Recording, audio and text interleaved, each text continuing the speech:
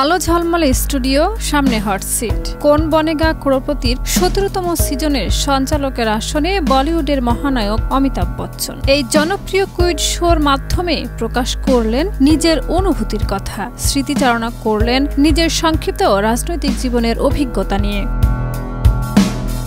অমিতাভ বলেন, আমি অত্যন্ত আবেগ নিয়ে রাজনীতিতে এসেছিলাম, কিন্তু সেই একই আবেগ থেকেই রাজনীতি ছেড়েও দেই। আমার জন্মস্থান এলাহাবাদের মানুষ আমাকে প্রচন্ড ভালোবাসত। নির্বাচনে জয়ী হয়ে যখন সংসদে যাই, তখন কিছুদিনের মধ্যে বুঝে ফেলি এই পথ আমার জন্য নয়।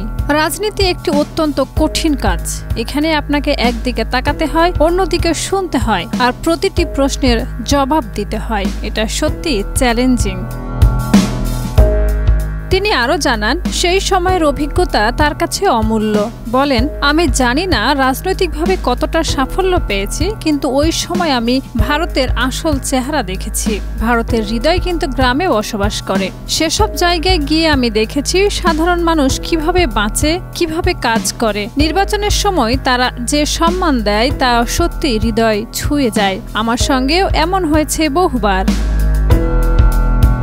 সালটা ১৯৮৪। কংগ্রেসে যোগ দিয়ে লোকসভা নির্বাচনে প্রতিদ্বন্দ্বিতা করে বিপুল ভোটে জয়ী হন। তার এই রাজনৈতিক জয়কে সেই সময় বলিউডে তাৎপর্যপূর্ণ ঘটনা হিসেবেও দেখা হয়েছিল। তবে এ অধ্যায় দীর্ঘস্থায়ী হয়নি। মাত্র ৩ বছর পরে ১৯৮৭ সালে বোফোর্স কেলেঙ্কারির সঙ্গে নাম জড়ানোর পর রাজনীতি থেকে সরে দাঁড়ানোর সিদ্ধান্ত নেন অমিতাভ বচ্চন।